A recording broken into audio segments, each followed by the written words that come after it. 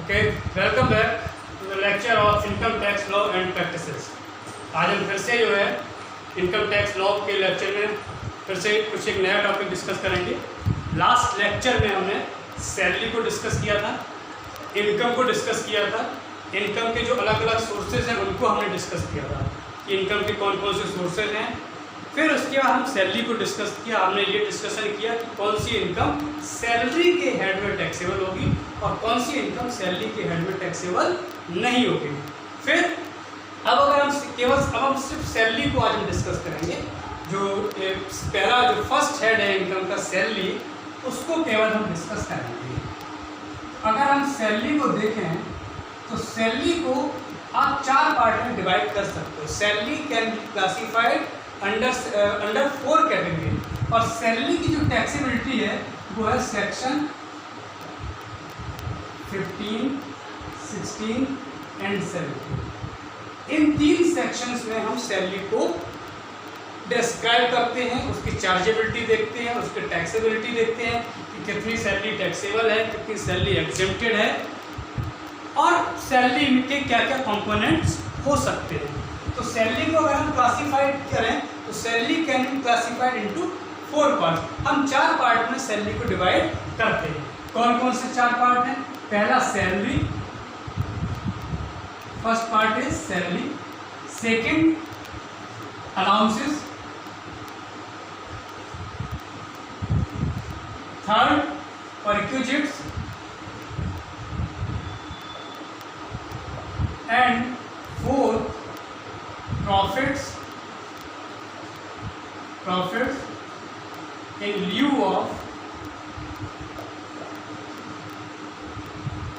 self.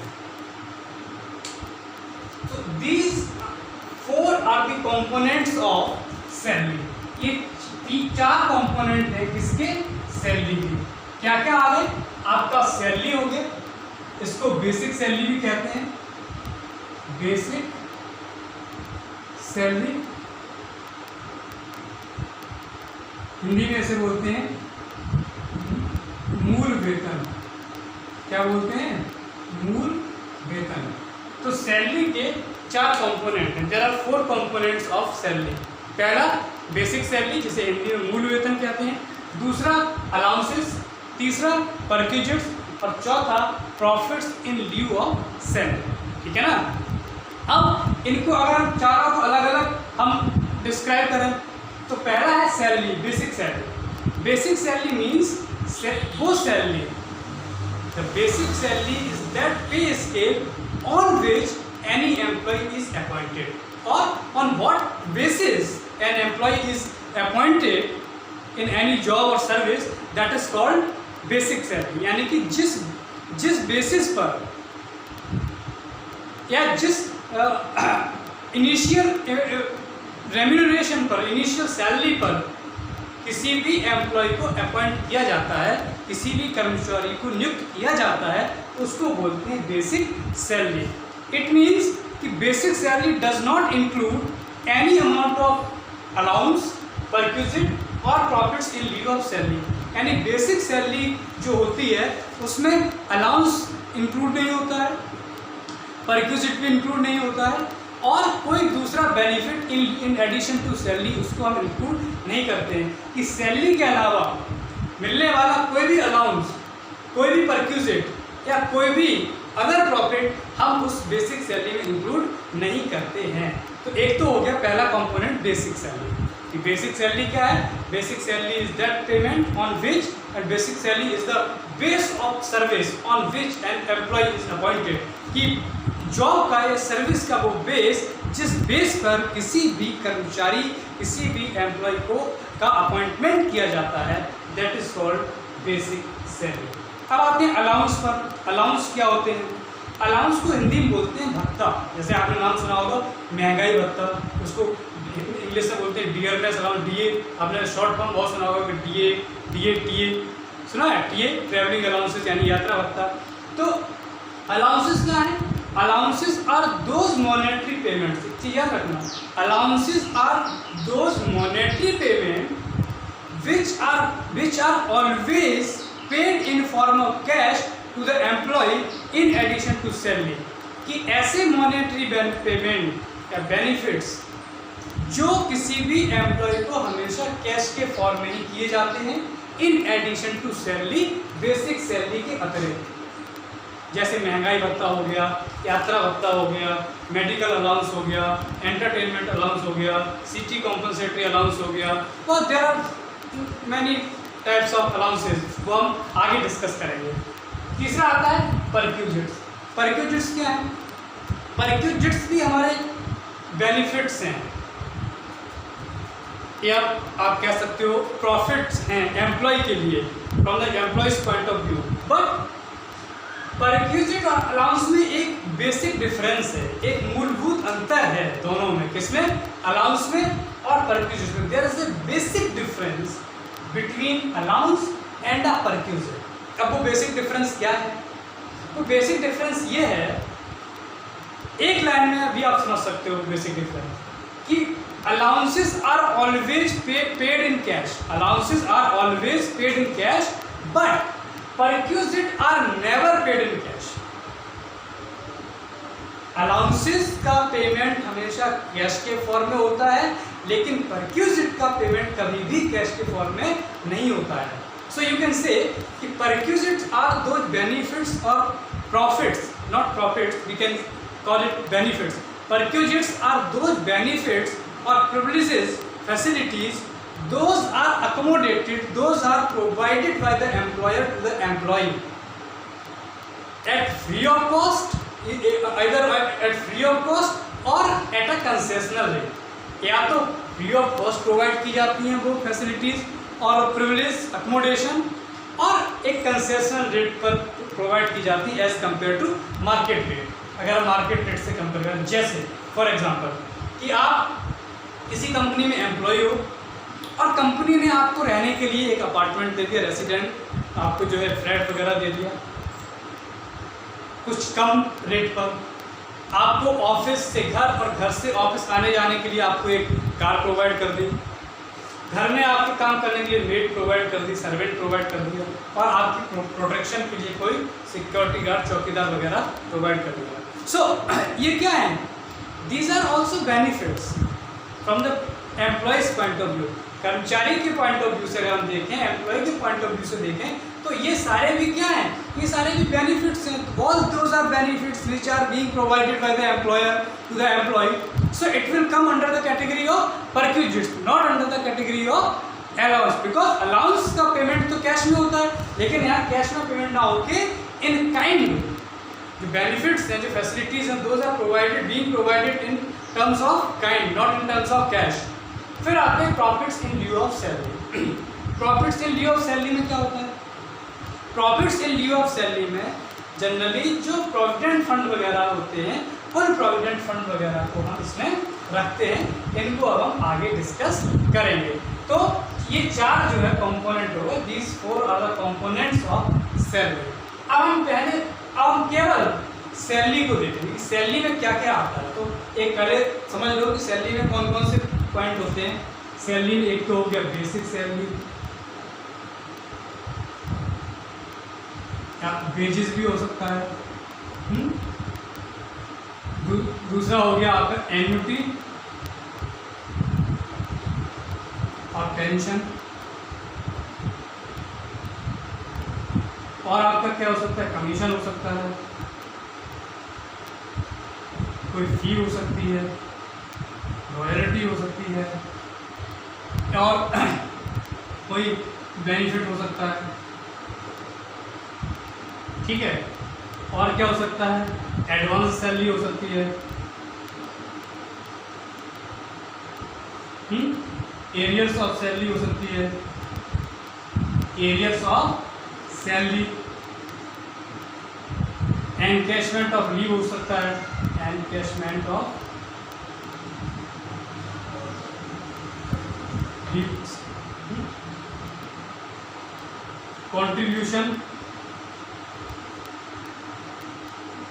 contribution to any recognized and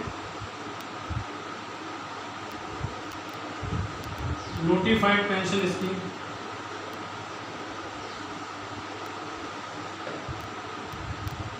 सो या transferred balance हो सकता है।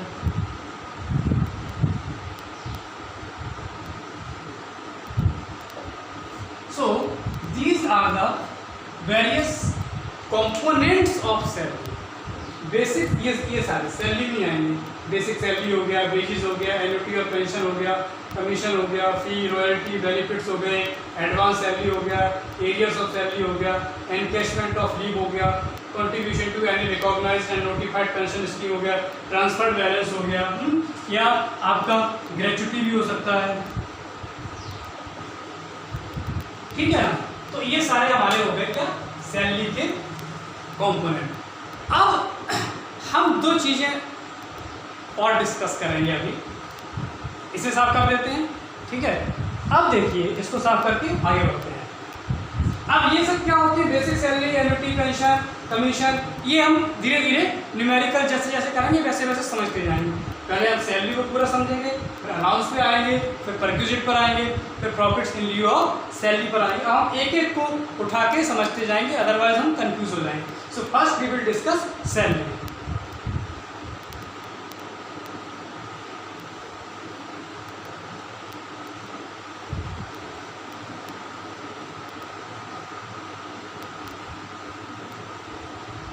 अब देखिए,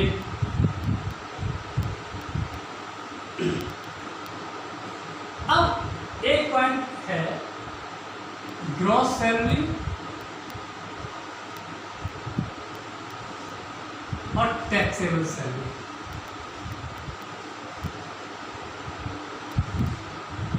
एक है ग्रॉस सैलरी और एक पॉइंट है टैक्सेबल सैलरी। ठीक, ग्रॉस सैलरी को हिंदी में कहते हैं सकल या कुल वेतन, कुल वेतन। और टैक्सेबल सैलरी को कहते हैं कर योग्य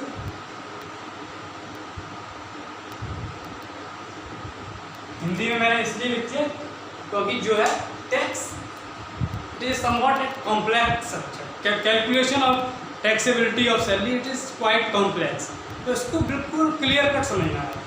तो एक होती है ग्रॉस सैलरी और दूसरी होती है टैक्सेबल सैलरी। ग्रॉस सैलरी में वो सभी इनकम्स आ जाएंगी आपको, चाहे बेसिक सैलरी हो या उसमें आपको अलाउंस मिला हो तो वो भी उसमें ऐड हो जाएगा, कोई परक्यूजिट की वैल्यू है तो वो भी उसमें ऐड हो जाएगी, इस बीच अगर की सेल आपने की है और सेल पे कमीशन मिला है तो वो भी उसमें ऐड हो जाएगा।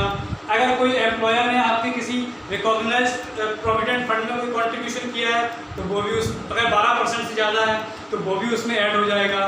उस रिकॉग्नाइज्ड फंड पर आपको इंटरेस्ट मिला है, जो इंटरेस्ट अगर 9.5% से ज़्यादा है तो वो भी उसमें ऐड हो जाएगा। तो ऐसे जितने भी बेनिफिट आपको मिले बेसिक सैलरी और बेसिक सैलरी के अलावा, तो वो सब उसमें ऐड हो जाएंगे, तो उसको बोलेंगे हम ग्रॉस सैलरी। ठीक, अब ग्रॉस सैलरी टैक्सेबल सैलरी नहीं होती है। अब उस ग्रॉस सैलरी में से जो डिडक्शंस होंगे या जो एग्जेम्पशंस होंगे वो डिडक्शंस और एग्जेम्पशंस आप घटा दोगे।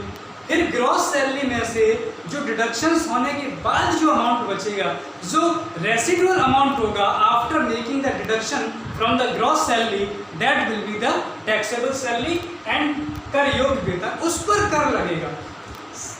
कुल वेतन पर टैक्स नहीं लगेगा।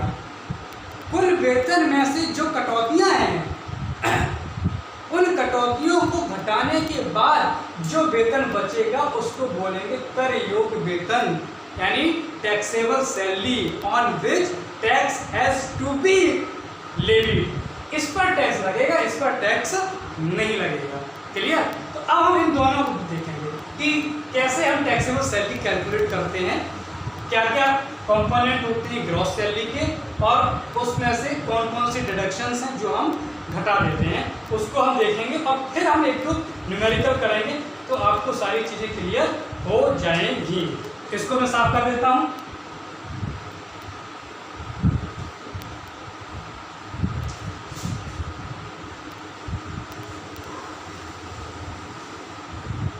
अब ऊपर सबसे पहले लिखिए आप कैलकुलेशन ऑफ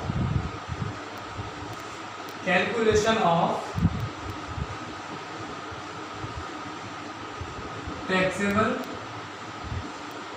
सैलरी, यानी कर योग्य वेतन की गणना। ठीक, क्या क्या इसमें आएगा देखिए। अब यहां मैं लिख रहा हूं आइटम्स, यहाँ अमाउंट आ जाएगा, ठीक है ना। अब सबसे पहले बेसिक सैलरी,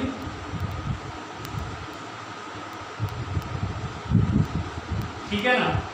और क्या हो सकता है, बोनस हो सकता है, और क्या हो सकता है, कमीशन हो सकता है, इन सबको ऐड प्लस ऐड करना है, ठीक है ना। और क्या हो सकता है, कमीशन के अलावा क्या हो सकता है, एरियर्स ऑफ सैलरी हो सकती है,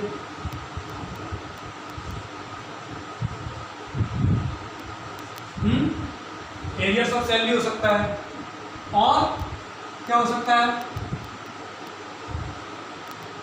कमीशन ऑन सेल, आपने कोई सेल की है या आपके माध्यम से कोई सेल हुई है तो उस पर आपको कमीशन दिया जा सकता है, वो हो सकता है, ठीक है।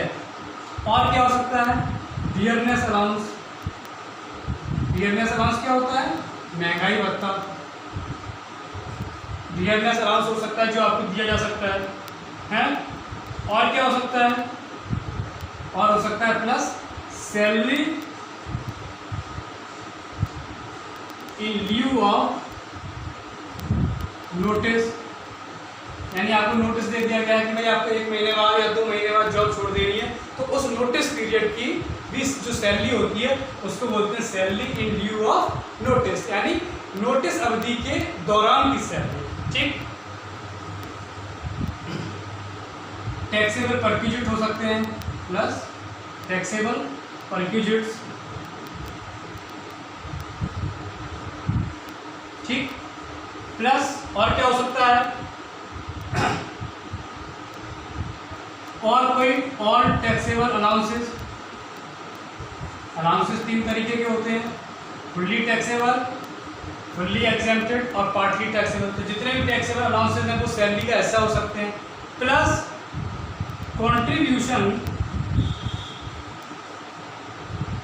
contribution by employer to any recognized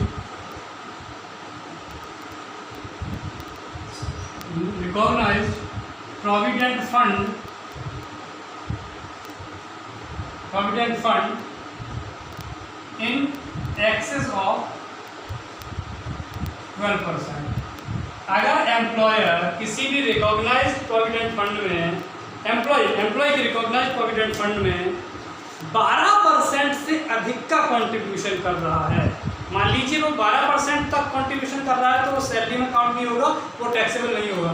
लेकिन वो अगर 14% कर रहा है तो 2%, यानी 12% तक तो एग्जैक्ट हो गया, 2% हम सैलरी में इंक्लूड कर सकते हैं। प्लस और क्या हो सकता है, प्लस ये लिखो, plus interest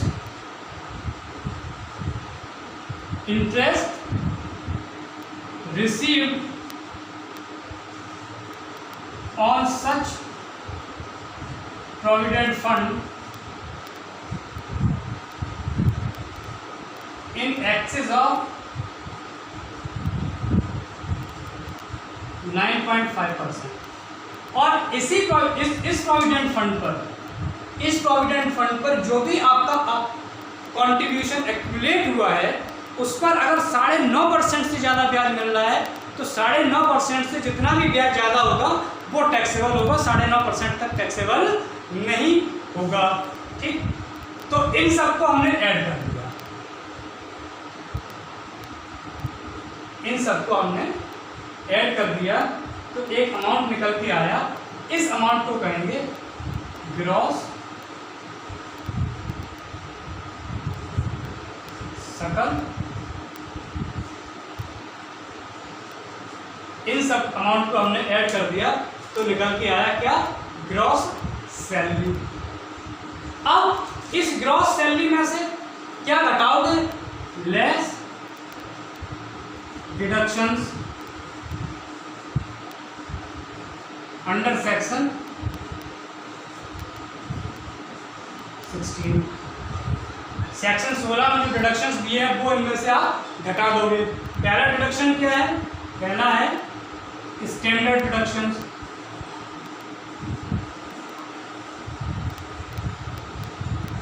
under section 16 first, ठीक है ना। ये मैक्सिमम हो सकता है 40,000 तक, ये घटाया आपने। ये मैक्सिमम कितना हो सकता है, मैक्सिमम अप टू 40,000, 40,000 तक हो सकता है। दूसरा क्या है, दूसरा एक डिडक्शन आपका है entertainment allowance,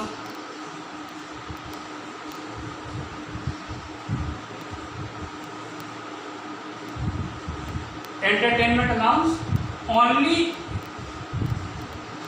in case of government employees under section 16 2 के अनुसार। ये मैक्सिमम हो सकता है 5,000 तक, तो वो घटा दोगे, ठीक। और लास्ट है, थर्ड है प्रोफेशनल और एम्प्लॉयमेंट टैक्स, सेक्शन 16 थर्ड के अनुसार। अब इस ग्रॉस सैलरी में से ये जो भी डिडक्शंस हैं इनको घटाने के बाद जो बचेगा वो आएगा टैक्सेबल सैलरी। ये आपकी टैक्सेबल सैलरी है। कि सबसे पहले हमने ग्रॉस सैलरी कैलकुलेट की, ग्रॉस सैलरी में ये सारी चीज़ें हो सकती हैं, और उस ग्रॉस सैलरी में से हमने ये डिडक्शंस अंडर सेक्शन 16 घटा दिए। क्या क्या डिडक्शन है, standard deduction under section 16 1 maximum 40,000 तक हो सकता है। दूसरा entertainment allowance only in case of government employ के केस में ये मिलता है, जो मैक्सिमम 5,000 रुपये तक हो सकता है। और तीसरा है professional employment tax under section 16 3 के अनुसार।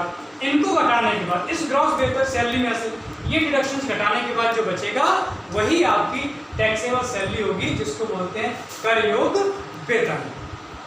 क्लियर। अब इसके बाद हम न्यूमेरिकल करेंगे, और न्यूमेरिकल करने के बाद फिर समझेंगे कि एग्जैक्टली कैसे बेसिक सैलरी की कैलकुलेशन की जाती है, कैसे ग्रॉस सैलरी की कैलकुलेशन की जाती है, कैसे टैक्सेबल सैलरी की कैलकुलेशन की जाती है। ऐसे ही हम आगे समझते रहेंगे। आज जो है हम न्यूमेरिकल करेंगे सैलरी निकालने का, कैसे हम सैलरी कैलकुलेट करते हैं। देखिए, अब इसको हम साफ कर देते हैं और इसके बाद हम एक न्यूमेरिकल करेंगे।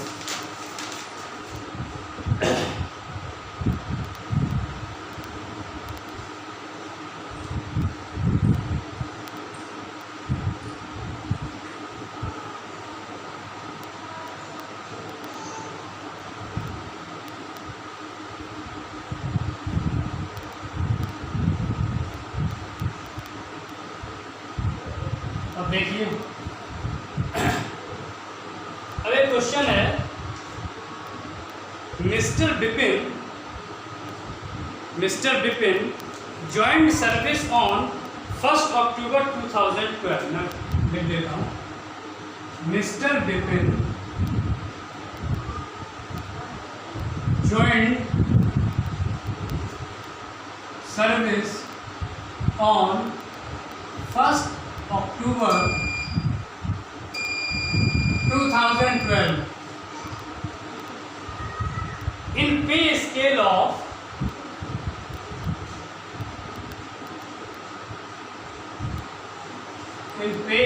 of rupees 10,000, 1,000 and 30,000. Compute his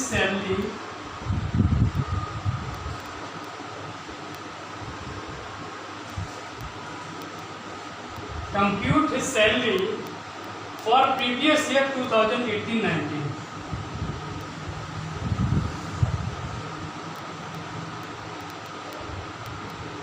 2018-19।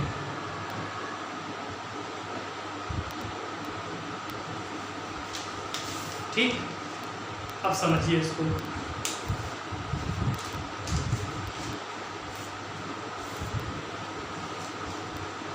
इसे समझिए कि मिस्टर विपिन ने कोई नौकरी 1 अक्टूबर 2012 को ज्वाइन की। मिस्टर विपिन ने कब ज्वाइन की? 1 अक्टूबर 2012 को। और किस पे स्केल पर ज्वाइन की? 10,000। यानी कि उनकी जो स्टार्टिंग हुई है वो हुई है 10,000 से। 1,000, 30,000, इसका क्या मतलब है? हाँ, ये समझिए कि 10,000 -1,000 -30,000, इसका मतलब है कि मिस्टर विपिन की सैलरी की स्टार्ट हुई है 10,000 से, उनकी नौकरी स्टार्ट हुई है। हर साल 1,000 का इंक्रीमेंट होगा। इंक्रीमेंट मतलब हर साल उनके वेतन में 1,000 रुपए की वृद्धि होगी। एवरी ईयर हिज वेतन विल बी इंक्रीज्ड बाय ₹1,000। और 1,000 का इंक्रीमेंट कब तक होगा? जब तक उनका मंथली वेतन 30,000 रुपए नहीं हो जाएगा तब तक। फिर से एक बार बता देता हूँ, इस पे स्केल का मतलब होता है कि यहाँ से स्टार्ट हुई है आपकी सैलरी, हर साल 1,000 रुपये आपकी सैलरी बढ़ेगी, यानी हर साल 1,000 का इंक्रीमेंट होगा। और वो इंक्रीमेंट 1,000 का कब तक होता रहेगा? जब तक आपकी मंथली सैलरी 30,000 रुपये नहीं हो जाएगी तब तक। अब उनकी 2018-19 के लिए हमें सैलरी निकालनी है। 2018-19 में उनकी एक साल की सैलरी कितनी होगी अगर उन्होंने 1 अक्टूबर 2012 को 10,000 रुपये पर ज्वाइन किया है तो। अब देखो इसको कैसे करना है। तो उनका ईयर कब स्टार्ट हो रहा है? 1 अक्टूबर 2012 से। खत्म कब होगा? 30 सितंबर 2013 को। क्लियर? तो उनकी सैलरी अब देखिए, अब यहाँ पे लिखिए computation of basic salary for 2018 और 19। ठीक है? तो क्या अब उनके हर ईयर की सैलरी आपको लिखनी पड़ेगी यहाँ पर। तो ईयर कब से स्टार्ट हो रहा है? 1 अक्टूबर 2012। खत्म कब होगा? 30 सितंबर 2013। कितनी सैलरी आई? 10,000। ठीक। अब दूसरा ईयर कब स्टार्ट होगा? 1 अक्टूबर 2013। खत्म कब होगा? 30 नवंबर 2014। कितनी सैलरी हो जाएगी? 10,000 प्लस 1,000 का इंक्रीमेंट यानी 11,000। फिर तीसरा ईयर कब स्टार्ट होगा? 1 अक्टूबर 2014 से 30 सितंबर 2015। अब कितनी सैलरी होगी? 11,000 प्लस 1,000 12,000। ठीक। चौथा ईयर 1 अक्टूबर 2015 से 30 सितंबर 2016। कितनी सैलरी होगी? 13,000। ठीक। फिर 1 अक्टूबर 2016 से 30 सितंबर 2017। कितनी सैलरी होगी? 14,000। फिर 1 अक्टूबर 2017 से 30 सितंबर 2018। कितनी सैलरी होगी? 15,000। 1,000 का इंक्रीमेंट लग रहा है। फिर 1 अक्टूबर 2018 से लेकर 30 सितंबर 2019 तक कितनी सैलरी होगी? 16। बस 19 तक हमें निकाल दिया। 19 तक ही निकालना है क्योंकि 2018-19 तक के लिए हमें निकालना। ये सैलरी उनकी ईयर वाइज सैलरी। अब निकाल देते हैं कि 2018 अभी पूरा नहीं हुआ है। अब निकालेंगे कि 2018-19 में उनकी सैलरी क्या रही होगी। तो अब देखिए इनका कब से स्टार्ट हो रहा है? 1 अक्टूबर 2012। ठीक है ना? अब हमें निकालनी है 2018 और 19 की सैलरी। तो 2018-19 की सैलरी कैसे निकलेगी?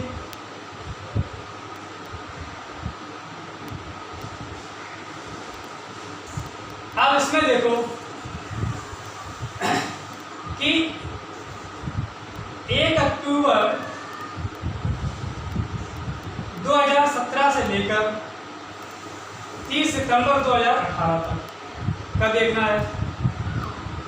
और 1 अक्टूबर 2018 से लेके 30 सितंबर 2019 तक।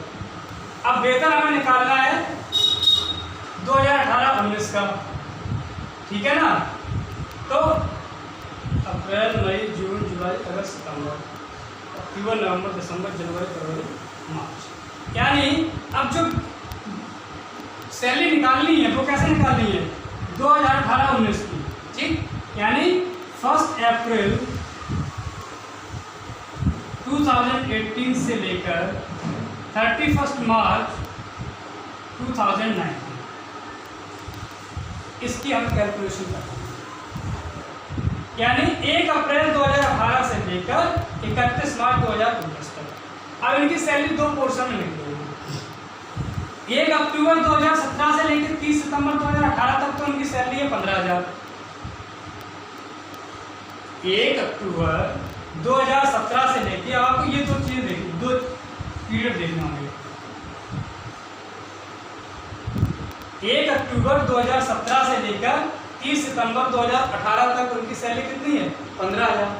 अब देखो 2018 के कितने मंथ आएंगे इस सैलरी में, तो क्या अप्रैल, 1 अप्रैल से अप्रैल, मई, जून, जुलाई, अगस्त, सितंबर, तो 1 अक्टूबर से तो बढ़ जाएगी। तो अप्रैल 2018, मई 2018, जून 2018, जुलाई 2018, अगस्त 2018 और सितंबर 2018, इन 6 महीने तो उनकी सैलरी रहेगी 15,000। फिर 1 अक्टूबर 2018 से उनकी बढ़ गई सैलरी, तो अक्टूबर, नवंबर, दिसंबर, जनवरी, फरवरी, मार्च, इन 6 महीने उनकी सैलरी रहेगी 16,000। तो आपको ऐसे लिखना है, फ्रॉम 1 अप्रैल 2018 टू 30 सितंबर 2018 कितनी सैलरी है, 15,000। 15,000 इंटू 6, 6 महीने की सैलरी, ये हो गई 90,000, ठीक। उसके बाद फ्रॉम 1 अक्टूबर 2018 टू 31 मार्च 2019, 6 महीने के लिए कितनी सैलरी है, 16,000। 16,000 इंटू 6 इक्वल टू 96,000। तो टोटल सैलरी और 2018-19 कितनी हो गई, इनको ऐड कर दो, 1,86,000 ये हो गई।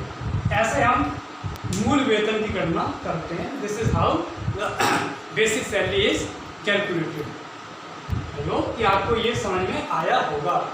अब मैं आपको कुछ इलस्ट्रेशन दे दूंगा, जो इलस्ट्रेशन आपको सॉल्व करनी होगी, और अब नेक्स्ट लेक्चर में हम और आगे पढ़ेंगे कि कैसे कौन कौन से प्रोविडेंट फंड होते हैं, कैसे उनकी कैलकुलेशन होती है, कैसे ग्रॉस सैलरी निकालते हैं, कैसे उसमें से फिर डिडक्शन डिडक्ट करने के बाद हम टैक्सेबल सैलरी निकालेंगे। ऐसे ही हम एक के बाद एक समझते जाएंगे। आई होप कि you may have understood this illustration. Thank you very much. Next हम दूसरी चीज़ें डिस्कस करेंगे। Thank you.